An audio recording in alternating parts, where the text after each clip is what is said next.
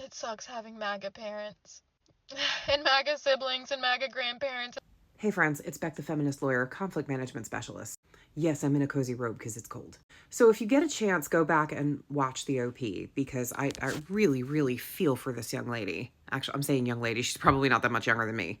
And OP, if you're watching this, I just want you to picture me like showing up and giving you the biggest hug because I really, really know this struggle. I have clients that have dealt with this struggle, and I've also done it myself. I've had to completely cut off my family of origin. By the way, I did not get in a fight. I had oral surgery, so I have a bruise on my face. Just don't let it distract you too much. You can tell I'm in full reel right now. Anyway, so the OP here is sitting in her car and crying because she was helping out her mother and was going through her mother's photos in an effort to help her and found all of this, all of these misinformation memes that get pumped out by the Trump cult. And she's slowly coming to the realization that there's really nothing she can do or say to make her mother actually assess the facts here. And I want to gently challenge that. She's correct in part. There is nothing that she can really say substantively or factually that will change someone who's in a cult.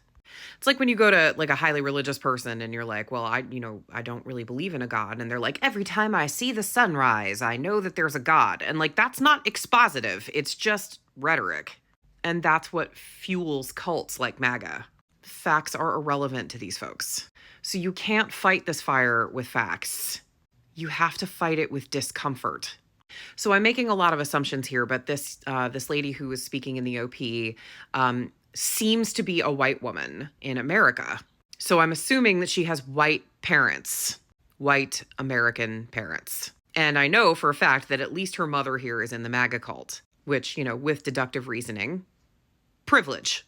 And something I think we all need to realize is that the privileged people who are committing these offensive acts towards the rest of the world, like voting in support of MAGA, these privileged people are not ever going to feel the full effect of the behavior that they are exhibiting. It's mostly going to harm people that are not them.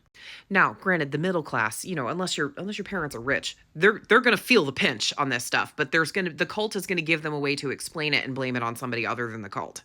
But I'm talking about like particularly bigotry because the OP brought up Christianity here. And a lot of Christian Republicans are Christian and Republican, and white supremacists. There's a white supremacist and there's a homophobic, transphobic, just generally bigoted bent to these folks.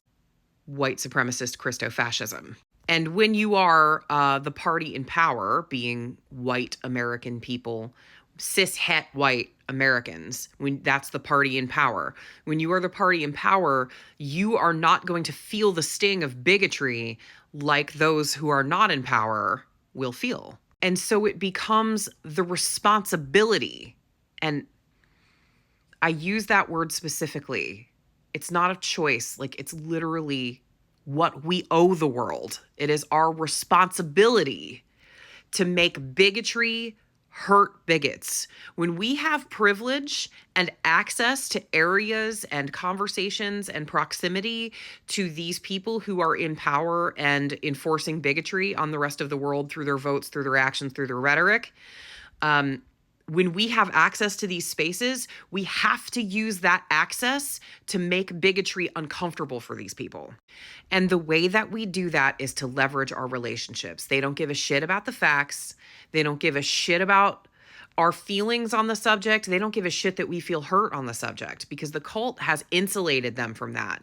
What they might give a shit about is their access to us, their access to our children as well. We have to hit them where it hurts. We have to. If you see, hear, get wind of bigotry, you have got to retreat from that situation. And I'm not going to sit here and tell you it isn't hard. I've had to cut off my side of the family and I've had to cut off my husband's side of the family. My husband and my kids and I are literally out here on an island, familially speaking. We got no grandparents watching the kids. We got no free babysitters from aunt and uncles. We are on our own. I have no siblings to call when my book gets published. None of that. I don't have any of that. And I had 4 older siblings. And so I don't have anyone. Like, I have one cousin that's distant and lives all the way across the country that I hardly ever talk to. And that's my whole family, other than my husband and kids. And it's hard. We were broke. We had 2 little bitty kids. We needed help. But like, I cannot forego the usage of the only power I have over bigotry in this case. And that power rests in their access to me. I can make their bigotry hurt by denying them access to me and my children until they renounce it.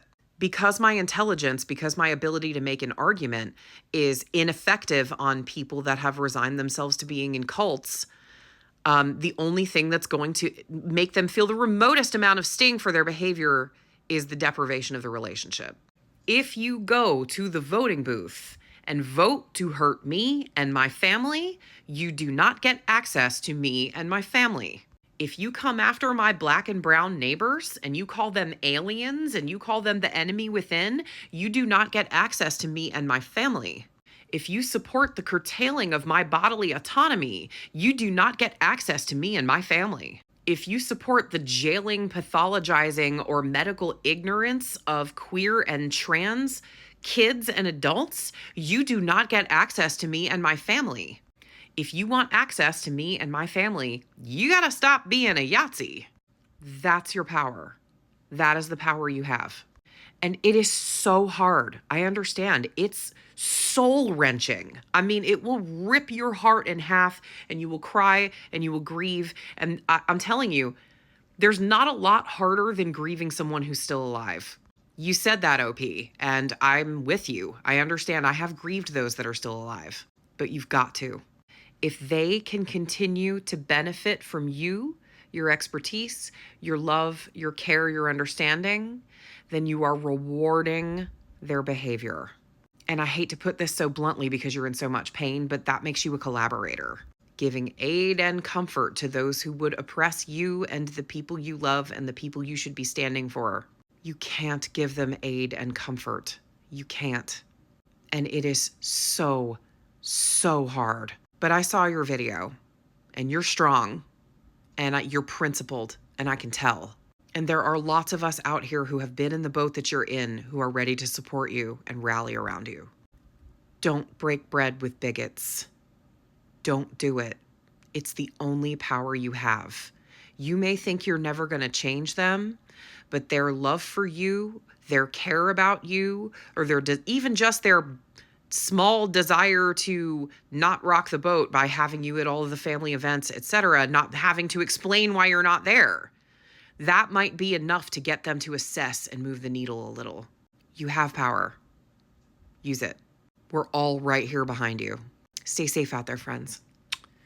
And keep fighting that good fight, even though it's real, real hard.